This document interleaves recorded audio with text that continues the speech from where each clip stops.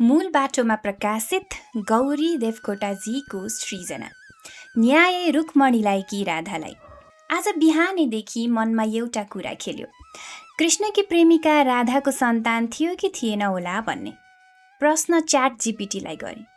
उत्तरमा राधाको सन्तानबारे धार्मिक ग्रन्थहरूमा स्पष्ट रूपमा उल्लेख नगरे तापनि केही लोककथा, लोकगाथा र क्षेत्रीय परम्पराहरूमा राधाको विवाह अयन नाम गरेका पुरुषसँग भएको तर कृष्णसँग गुप्त जीवन बिताएको उल्लेख छ भन्यो।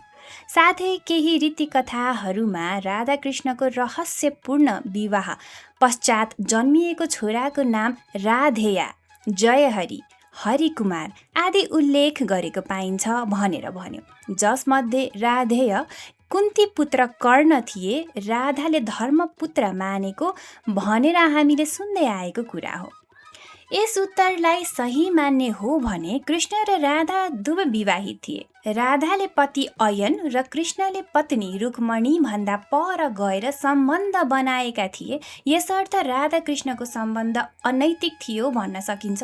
तर आदर्शवादीहरूले भगवानलाई चरित्रहीन देखाउँदा जनमानसमा कृष्णप्रतिको मर्यादा र मान्यता क्षीण हुने भएले राधाकृष्णको प्रेमलाई कृष्ण एवं ईश्वर र राधा एवं आत्माको मिलन भएको अद्भुत, असामान्य, दिव्य आध्यात्मिक प्रेमको प्रकृतिको रूपमा व्याख्या गरे र यही भ्रमलाई स्थापित गर्न सफल पनि भए।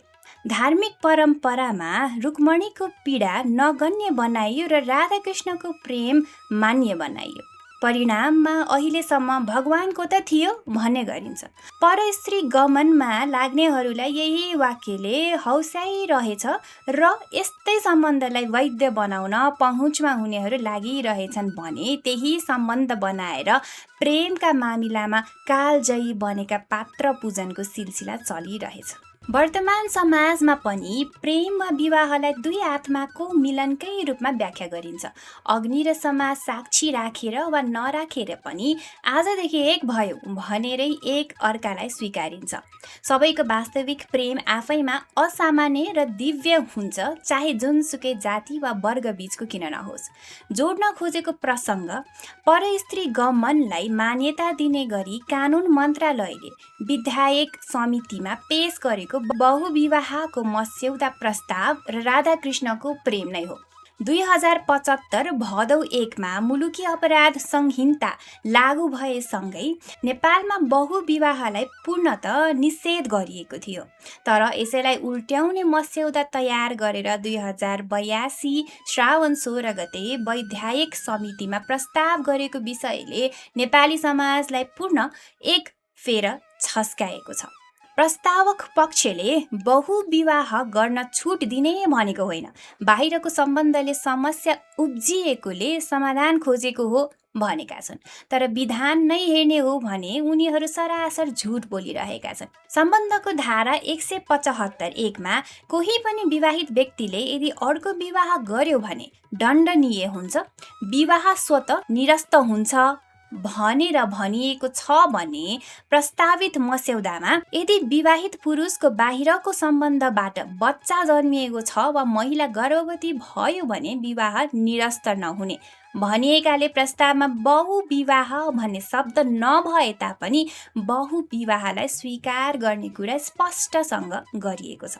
घरमा भएका रुक्मणी र रुक्मणीका बालबच्चाहरूले न्याय पाउन् नपाउन्, राधाकृष्णको प्रेमले जस्तै वर्तमानका परस्त्री गमनकारीहरूले पनि मान्यता पाउनेछन्।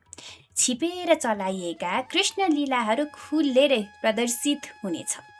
कल्पना गरौँ त्यति बेलाको परिवार र समाज सांस्कारिक रूपमा, सामाजिक रूपमा वा आर्थिक रूपमा कस्तो बन्ला।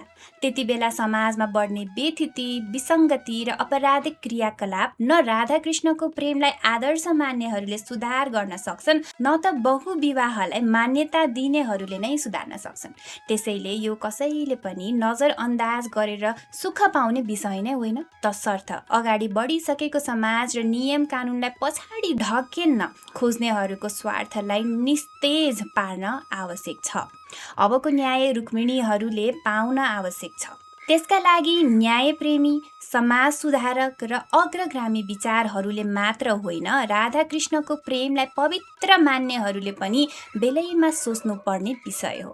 तर महिला उत्पीडनलाई प्रशय दिने कानुनको प्रस्ताव गर्नेहरूलाई प्रोत्साहित गर्दै महिलाहरू रुक्मिणी पीडकहरूको भक्तिमा झुमिरहेका दृश्य भने विडम्बनापूर्ण छ।